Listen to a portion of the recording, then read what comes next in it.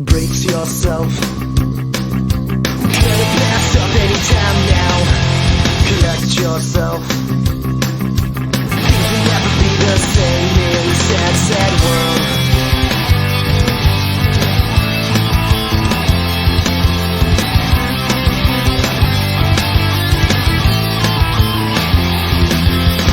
Walk around the light a bit, trying to make the pieces fit to a puzzle with a million missing pieces. When I'm feeling fine is when I discover that I'm afraid to blow my cover, and there's something very wrong with this. So slip back in your hole. All right, good to see you, everybody. Most recently, we've been talking about the Enlightenment, the explosion, the changes in society that happened, driven for once not by people cutting heads off other people, but by nerdy guys sitting around in coffee shops in France, smoking cigarettes, drinking coffee, and talking about big ideas. What were some of the ideas the Enlightenment philosophers advocated? The equality of all people, the natural rights of all people, that government exists to serve the needs of the people, and that when a government fails to serve the needs of its people, the people have a right to do what? Say that loud and proud, Adrian. Revolt. Revolt. The people have the right to overthrow the government. That turns upside down what people had thought in Europe before then, that the king rules by divine right. God put the king on the throne. You go against a king, you're going against God. The Enlightenment thinker said, nah. The king, even a king, must be a servant of the people. It's one thing to talk about big ideas. By the way, I'm talking super fast and we're hitting just the highlights because we've been like gutted this week with class periods, and I think we're losing tomorrow too. So like what we're talking about today should take 2 weeks to talk about, and today's what we have. So it's one thing to talk about big ideas. It's another thing to put them into practice. Where's the first place where it was attempted to actually get rid of a king and organize a society according to the principles of the Enlightenment? Where did that happen for the first time? Whoever's listening to music, turn it off. Where did that happen for the first time? Just take a guess if you don't know. They told you in middle school, but that's been a long time ago. What do you think the first place? Where was the first place where the Enlightenment was put into practice, where they actually got rid of a king and tried to restructure society based on these ideas we've been talking about? Where do you think the first place that happened was? Amanda says somewhere in Europe. That's a good guess because we've been talking about Europe so much, and because these are ideas that were born in Europe. But actually, first place was right here, not Florida, but right here in the future United States. The 13 original colonies, they got tired of having to pay high taxes to the British king, especially because they weren't represented. There were no American representatives in the British Parliament, but Americans were sending money. And so they rebelled and they revolted. Here, one of the major inspirations of the American Revolution was this late Enlightenment thinker, Thomas Paine, whose book Common Sense argued that Americans gain nothing from remaining under the King of England, and they ought to break. So July 4th, 1776, we've all heard that date, right? July 4th, 1776, the 13 colonies declare their independence. Who writes that document? Thomas Jefferson, yes. Reuben knew, and I know he didn't just know it because it's on the screen. He knew it because he knew it. He remembered it. Thomas Jefferson is himself, he's not only a politician, but he is an Enlightenment philosopher in his own right. And he writes, and if they're not in this class, don't let me, but they are, okay. He writes the most beautiful, watch your step, the most beautiful words ever written in the English language. He forms in these words, he forms this nation into a nation that's not built on shared history or common blood, because we don't have that. We have almost no history. We're a young nation and we come from all over. It's a nation founded on ideas, founded on this idea, the most beautiful words ever spoken in the English language. We hold these truths, to be self-evident that all men are created equal and are endowed by their creator with certain inalienable, that means untakeawayable rights. That among these rights are life, liberty, and the pursuit of happiness. He's really influenced by the philosopher John Locke. You studied of John Locke a bit in civics class in middle school, and you heard about him in the Enlightenment discussion we had. Locke numbered those rights as life, liberty, property. Jefferson adapted it a little bit into life, liberty, the pursuit of happiness. But there's an irony here. There's a hypocrisy here. There's a glitch here. Imagine Thomas Jefferson were writing those beautiful words, those true words.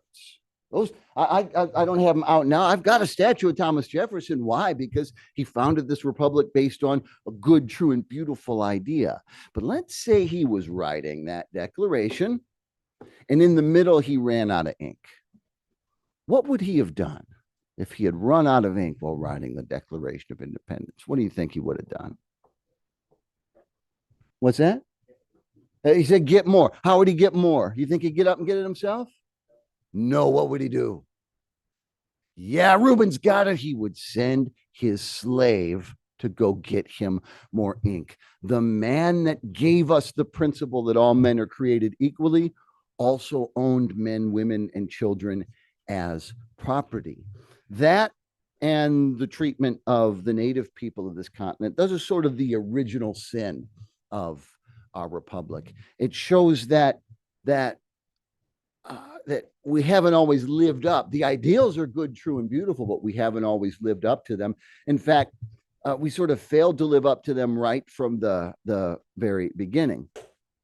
So the future United States declares independence. Do kings usually like giving up their colonies, giving up their territory, giving up their power? No. And King George of England did not like it any more than you would expect any other king to have liked that. So, as you well know, the result is war. The American Revolution. Enter this man, the mighty warrior, the great general of the Americans, George Washington. These are actual photographs of George Washington fighting. Yes, actual photographs. George Washington fighting and winning, by the way. This black bar is in the way. The American Revolution. Here is when he notoriously took down King George's zombie hordes. And the result is American victory. The war ended in 1783 with the Treaty of Paris. Now, let's see. Reuben, come join me.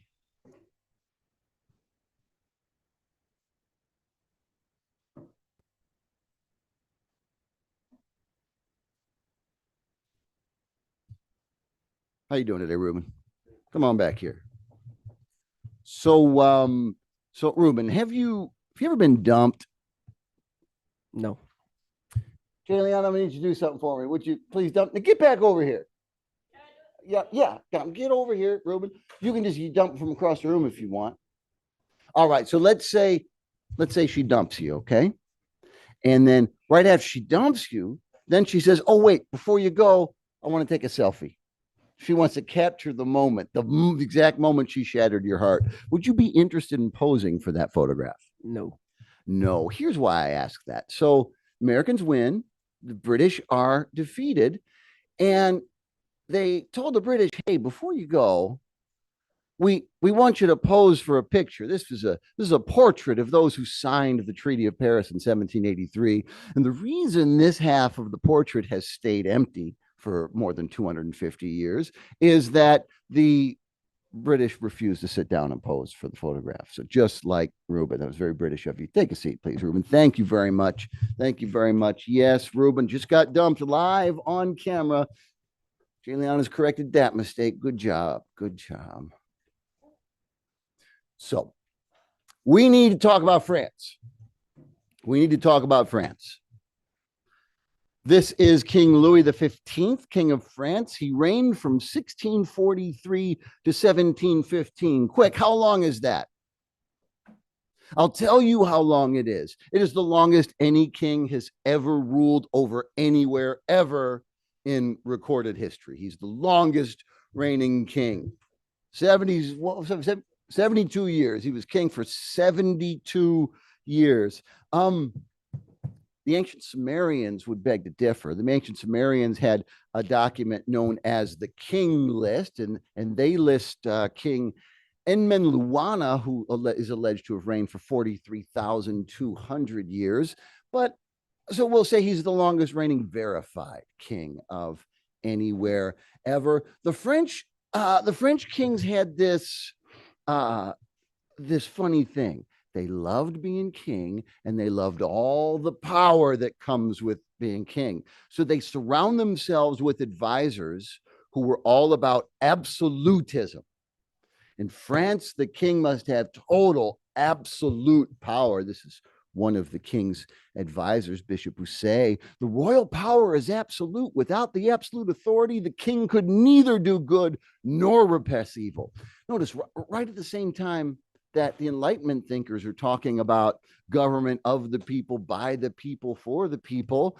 Right at the same time, they're talking about that in French restaurants, the French king is getting further and further away from those sort of ideas and becoming more and more of an all-powerful monarch. He nicknamed himself the Sun King. Why? Because with his power, he shines like the glory of the sun. He said about the state, about the nation, the state of France, he said, I am the state. I, the king, am France. Star Wars borrowed that line and adapted it. What's that sound like, Miguel? If you're on the side, who talks like that in Star Wars? I am the Senate. Palpatine, yes, a great Palpatine line from episode 3 is adapted from Louis XIV.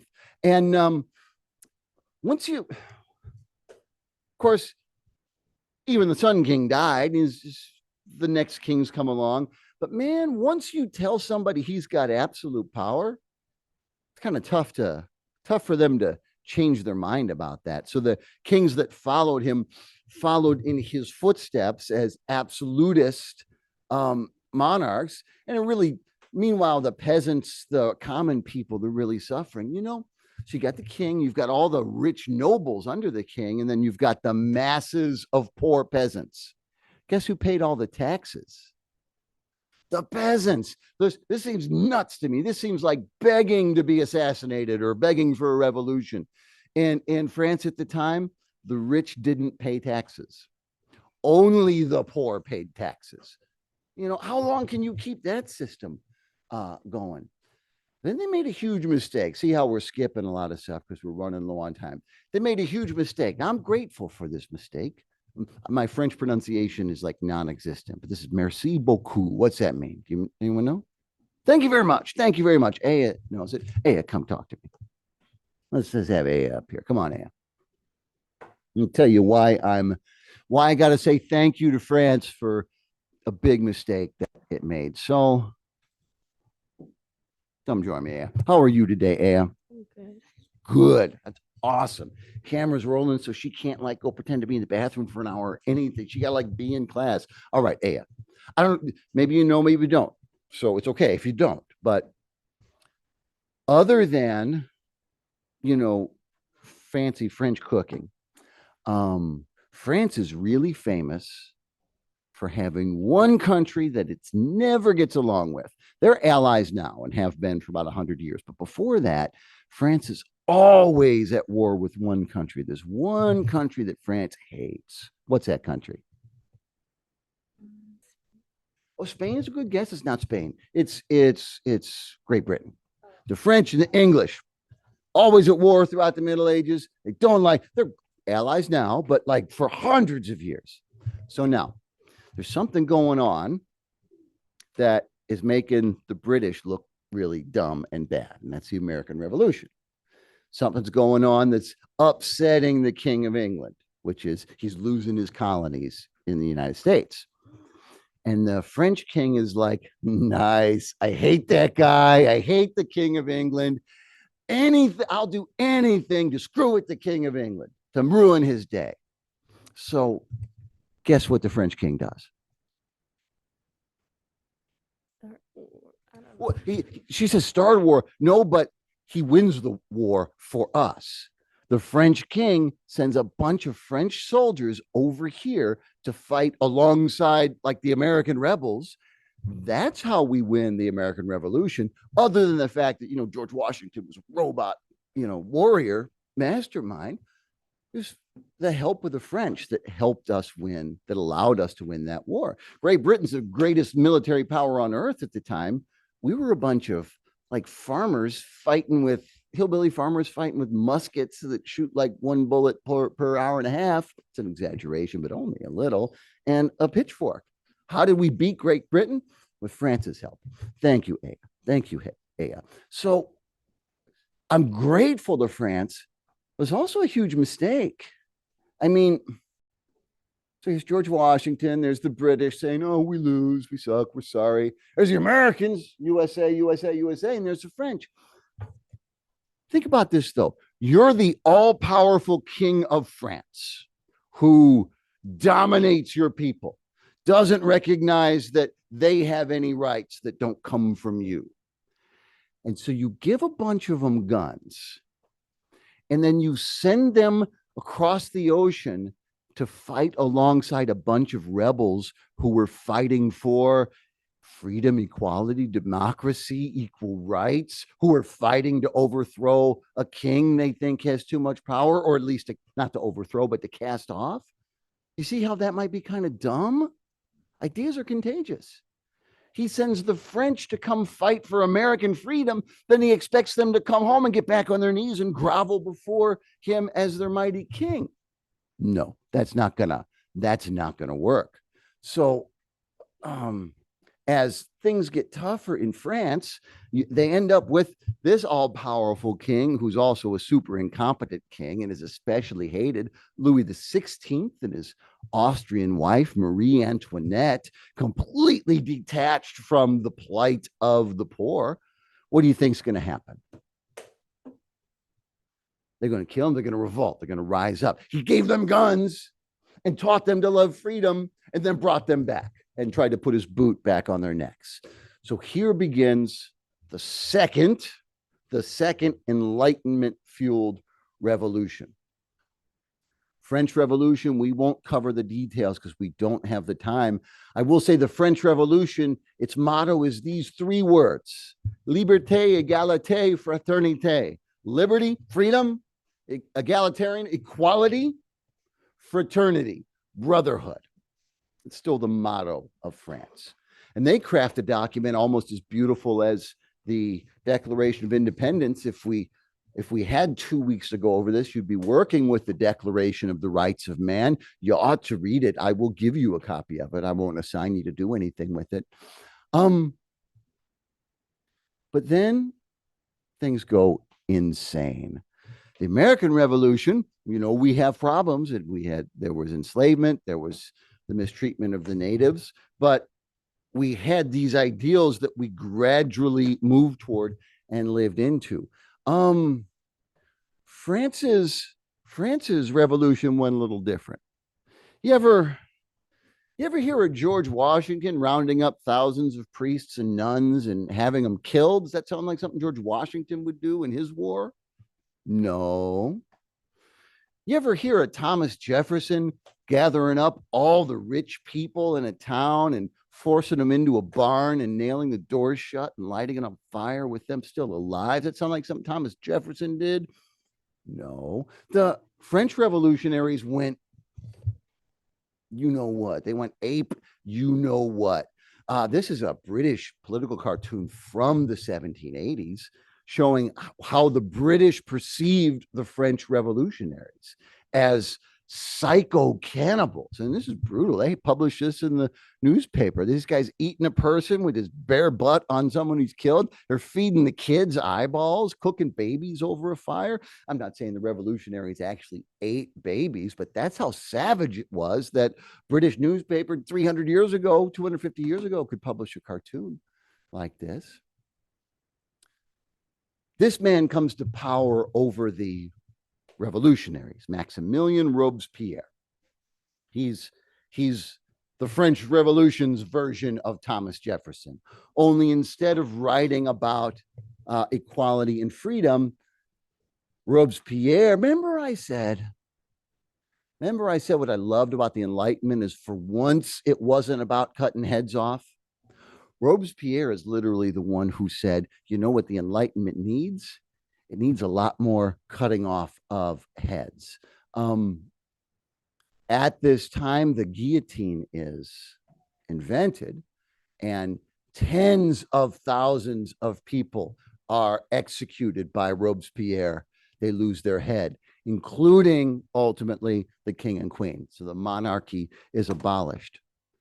Now, if you're the king of whatever in Europe and you see this going on, so first you've seen the British king lose his American colonies, and now you've seen the absolute porta-pot fire that France has turned itself into with this savage, bloody revolution. You're probably worried that it could happen to you too.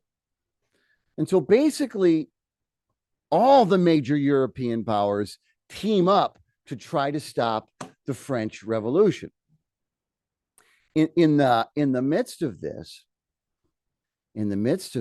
by the way, I want you to keep your eye. I should uncover him. I want you to keep your eye on this young soldier from revolutionary France. His name is Napoleon Bonaparte, and something tells me he is going places. Now, when you're Robespierre, you're cutting everybody's head off.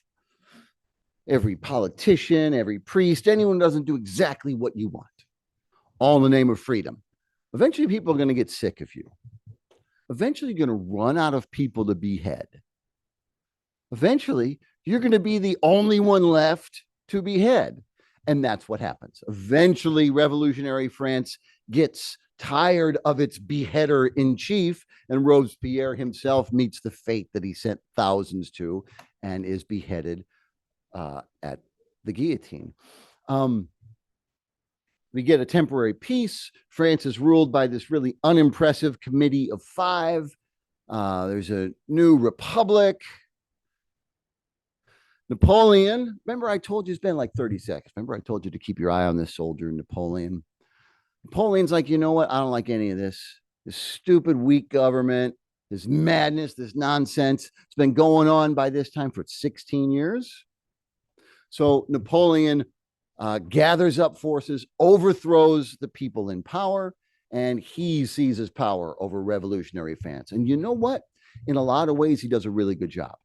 He restores order. He makes all the social services run efficiently. He streamlines the law. He publishes a code of law called the Napoleonic Code that is still the basis of French law to this day. It includes such things as Raji may not put his head down while I'm teaching. That's from Napoleon. Blame Napoleon. Blame Napoleon.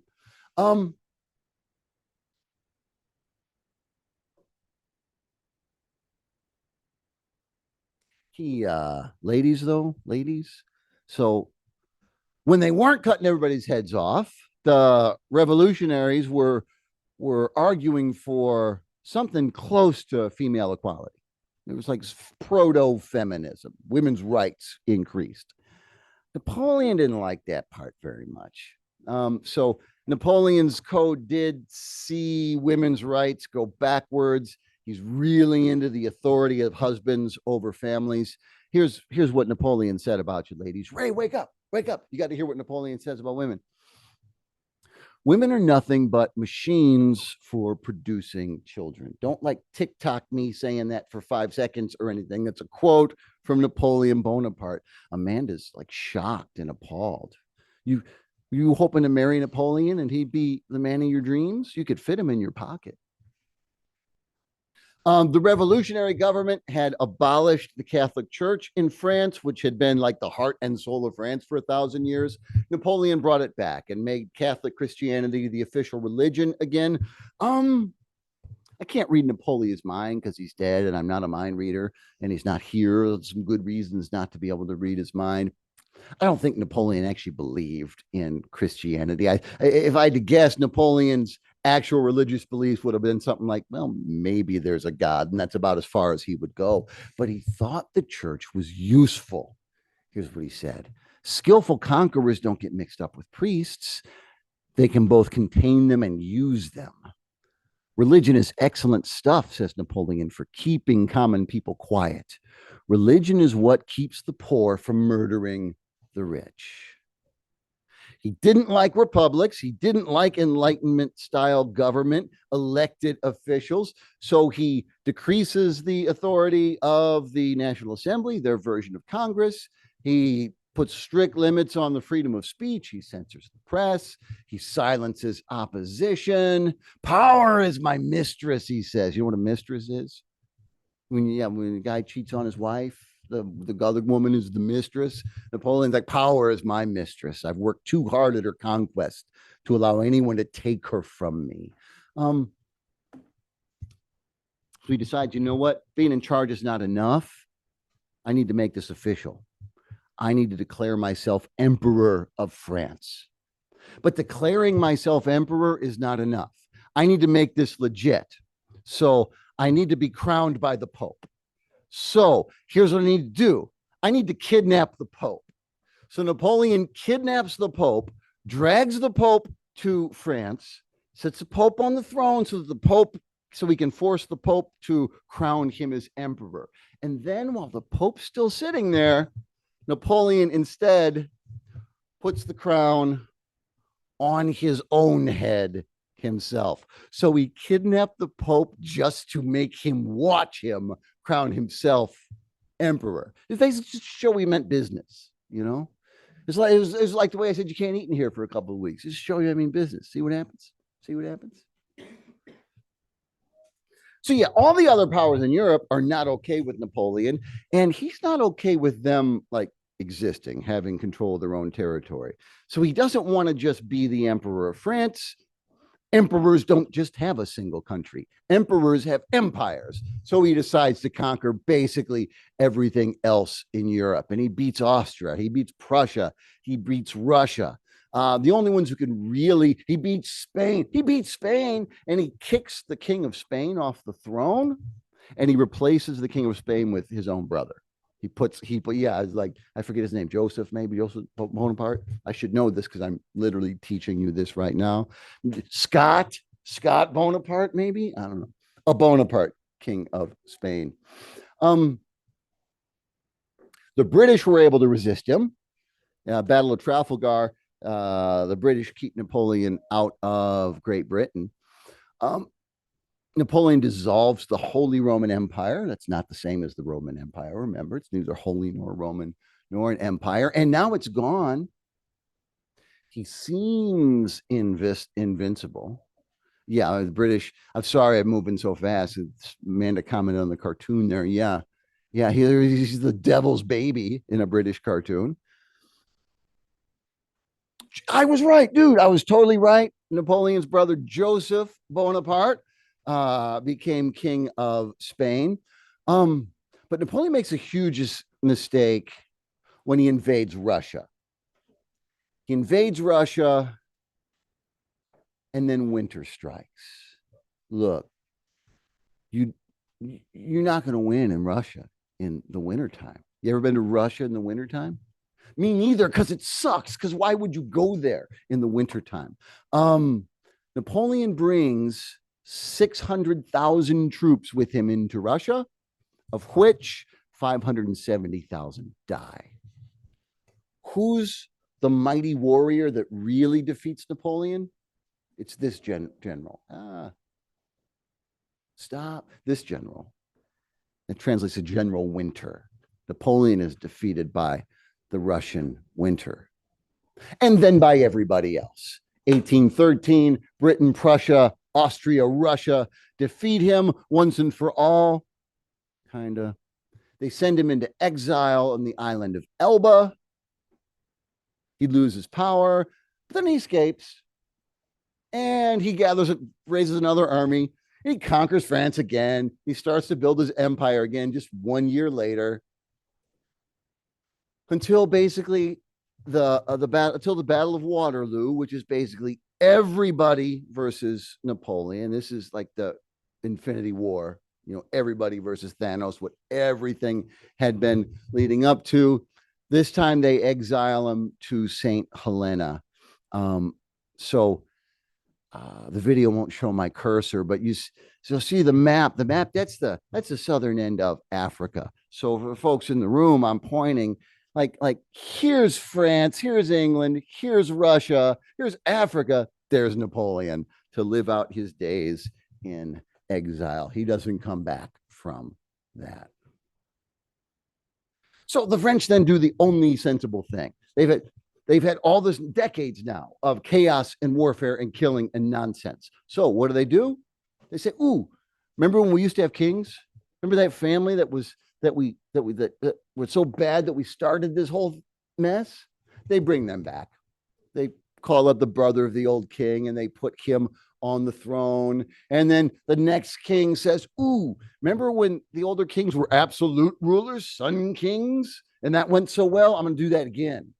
So absolutism comes back among the French kings. And there's another revolution. And they don't get rid of kingship. They just replace him with another member of the family. And then there is another revolution. And they get rid of kingship again, and they establish a republic. And finally,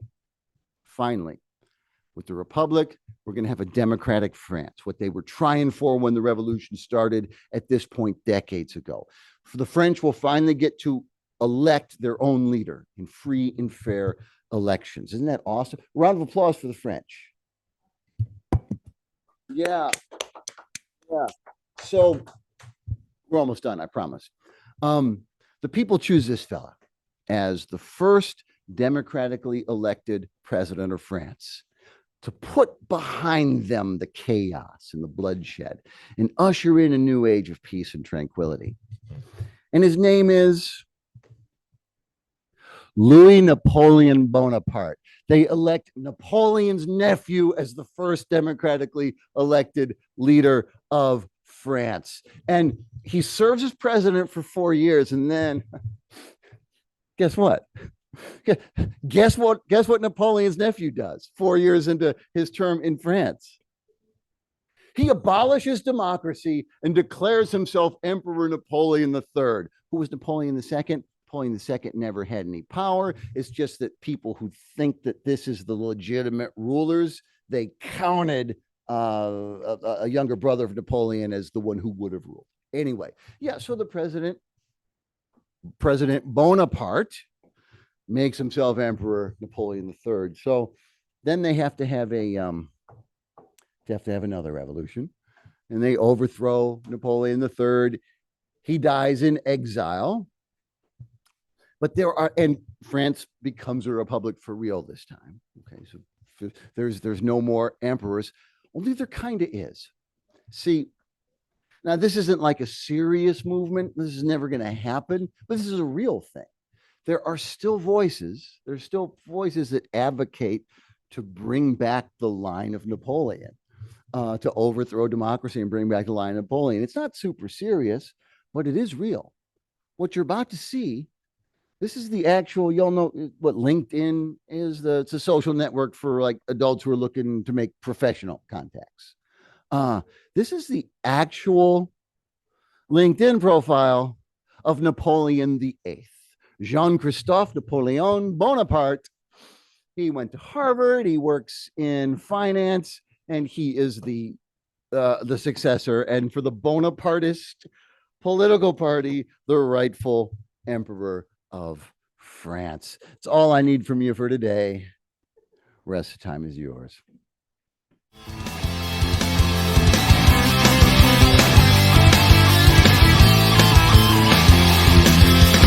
Walk around the light a bit, trying to make the pieces fit to a puzzle with a million bits and pieces. When I'm feeling fine is when I discover that I'm afraid to blow my cover, and there's something very wrong with this. So sit back in your hole, or get back in your cave. If I'm going down, I'm taking someone with me.